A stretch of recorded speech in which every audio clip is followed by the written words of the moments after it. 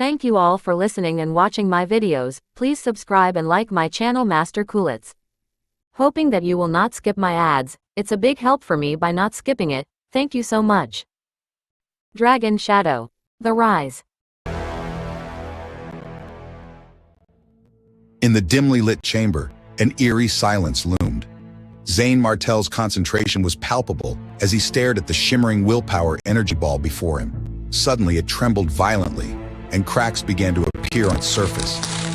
Traces of the power of thunder seeped out of the cracks, sending sparks into the air. Oh no, the assimilation speed is too fast. My willpower can't withstand it. No, I must endure it. Otherwise, once the power of thunder spreads out, it means the assimilation has failed. Zane Martel's expression hardened. He quickly controlled his willpower, transforming it into a tide that surged up to cover all cracks. The power of thunder continuously clashed with Zane Martel's willpower. It was like two giant beasts colliding within his willpower space. Every collision brought a heart-wrenching pain to Zane Martel. Soon the assimilation will be completed soon. There's less than half left. 1/3, 1/5, it's done soon. Zane Martel felt his willpower was about to collapse. Finally, the willpower energy ball was completely assimilated, with faint traces of golden lightning floating inside. The energy ball, impacted by the power of thunder, emitted a faint golden light. Zane Martel collapsed to the ground with a loud thud. His soaked clothes stuck to the ground, but he remained unfazed. Ha ha ha ha, it hurts, but it feels great at the same time. It feels amazing. How did Fugi come up with such a torturing cultivation method? He's truly a monster. Zane Martel laughed out loud despite the extreme pain. After a long time, he regained some strength and stood up to recuperate. Though the power of wind and the power of thunder had completely assimilated two willpower energy balls, his task was far from over.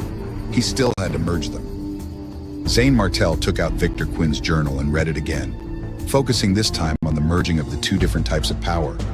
Initially, his excitement was evident, but his expression slowly became serious. Finally, he frowned, sighed, closed the book, and put it away. I thought it would be the most difficult to assimilate willpower energy. I didn't expect the merging process to be easier than that. According to Fugi's journal, merging two different types of natural power required favorable timing, a suitable geographical location, and human conditions. All three were indispensable. The so-called favorable timing and geographical advantage were based on luck. Meanwhile, the human conditions referred to Zane Martel's wisdom and comprehension. Back then, Victor Quinn had only succeeded once out of more than 300 attempts. Zane Martel estimated he would also need more than 300 times, or maybe even more. After all, the merging was difficult for a genius like Victor Quinn. The merging of the power of nature was to lead two willpower energy balls simultaneously, using them as a medium to integrate the power of nature into a certain ratio. Moreover, the two different types of power of nature had different comprehension levels, and the impacts were different too. Hence, the ratio required was also different. That was the case for two powers of nature, and it was even more difficult to deal with three.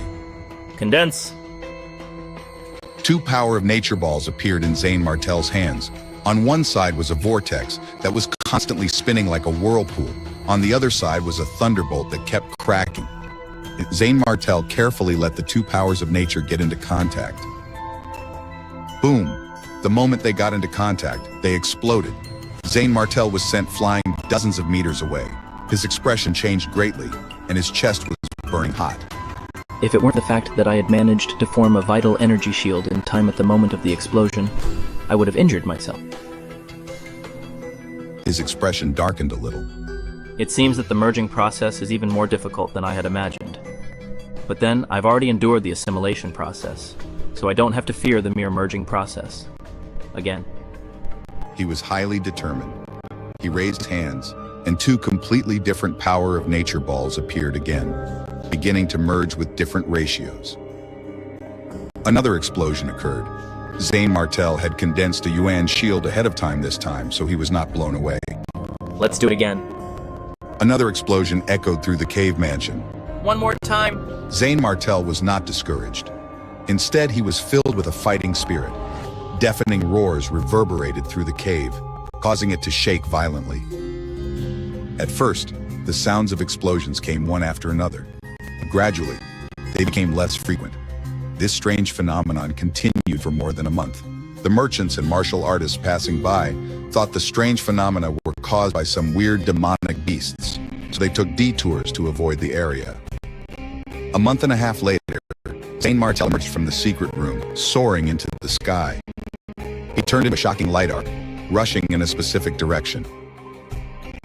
He first headed to a relatively prosperous place in the Star Kingdom to buy some Black Star stones, a local specialty. Then he took the Black Star stones and began his journey to Blood Lotus Island in the Tranquil Sea region. During the 10 days of closed-door seclusion, Zane Martel repeatedly attempted to merge the power of wind with the power of thunder. Despite trying over 200 times, he did not succeed even once. The difficulty of the merging was far beyond his imagination. I can't give up now. I'm getting closer. However, he had also gained a lot in the past month and a half. He could roughly guess the ratio to merge the extreme strength of the power of wind with the initial strength of the power of thunder. He believed if he tried a few dozen more times, he would succeed. But time was running out for Zane Martel.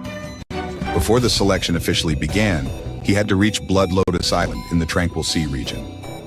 The Tranquil Sea region was a small corner of the Mystic Territory, and the Zora Mountains were only a corner to the south of the Tranquil Sea region. According to the map in the invitation card, Blood Lotus Island was a branch hall of the Carlton Dragon Palace in the Tranquil Sea area. It was located at least a few million kilometers away from the Zora Mountains. A few days later, Zane Martel arrived at the area next to Zora Mountains. It was an area called the Devil Repressed Abyss. The land in this region was unlike the Zora Mountains. Flat lands and mountain ranges were everywhere, most of them hiding deep caves. Looking down from the sky, one could see bottomless abysses scattered throughout the Devil Repressed Abyss. The abysses were incomparably dark, as if they could devour everything. It was rumored that many demons with terrifying strength were suppressed in these abysses, emitting surging demonic energy all year round. As a result, the dozens of kingdoms in the Devil Repressed Abyss usually practiced demonic skills that could penetrate people's hearts. Half a month later, Zane Martel left the Devil Repressed Abyss and reached the Green Cloud region. This area was even stranger. This place is wild. There's no land at all.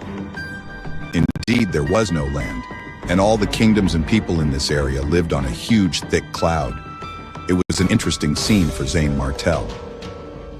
If I wasn't in such a hurry to join the Dragon Envoy of Carlton, I'd love to stay and see what life here is like. Zane Martel pressed on despite his curiosity. He knew that time was of the essence. The selection for the Dragon Envoy was approaching fast, and he couldn't afford any delays. As Zane Martel journeyed through the unique landscapes, he couldn't shake the feeling that his challenges were only beginning. The road ahead was uncertain, and every step brought him closer to an unknown destiny.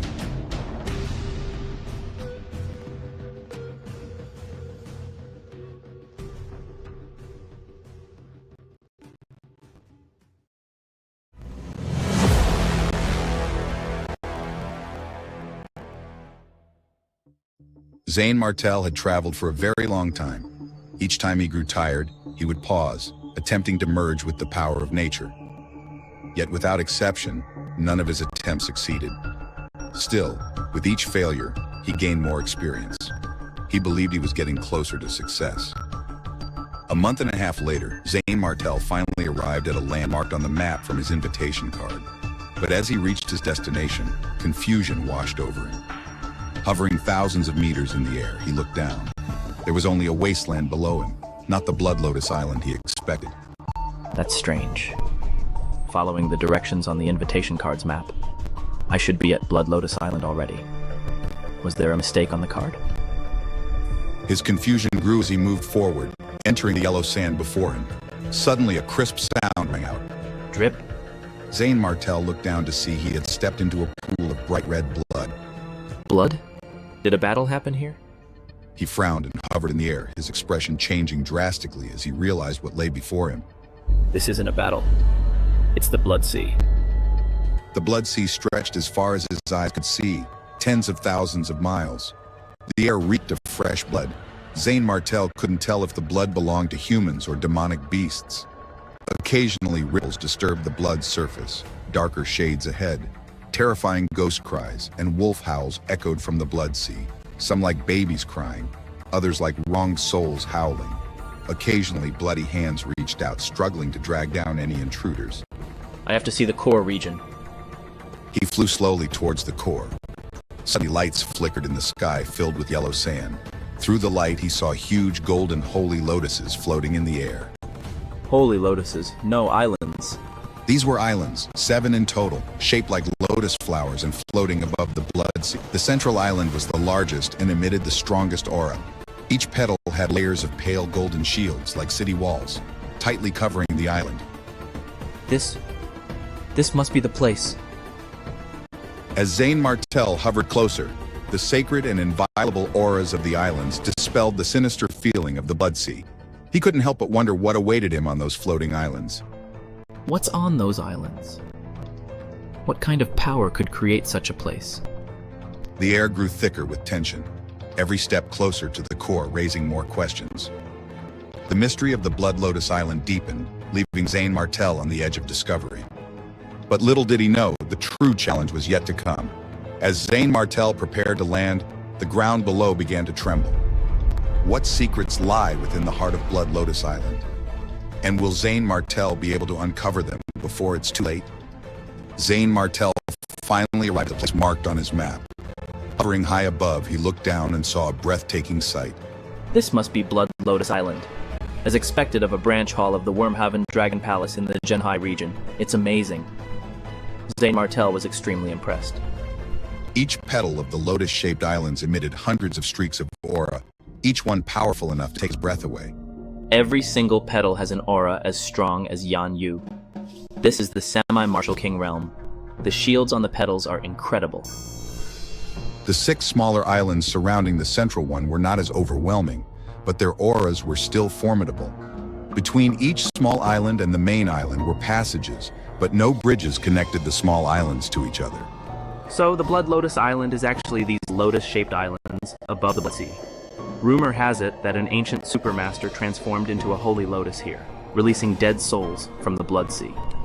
If the soul is released, the holy lotus grows stronger. Looks like the rumors might be true. Zane Martel realized he had to travel on foot to enter Blood Lotus Island. The land below was covered with a small piece of transformed land, and above it, hundreds of stairs led to the island. Zane Martel landed and started walking up the stairs. Alongside him were other martial artists from all over the world. As soon as he stepped onto the stairs, he felt a faint formation brushing past him. An enemy would never be able to avoid being screened by this formation. Climbing higher, he reached a wide square. The atmosphere changed drastically. Below the stairs was a pool of stagnant water filled with a deathly aura. Here, it was full of life and bustling with noise.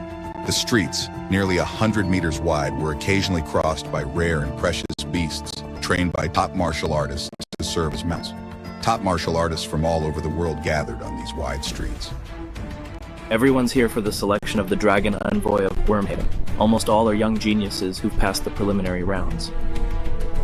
Among the crowd, elders were seen bringing their juniors to witness the selection and gain experience. The excitement in the air was palpable, but Zane Martel knew this was just the beginning. The true test awaited. Would he have what it takes to succeed on Blood Lotus Island?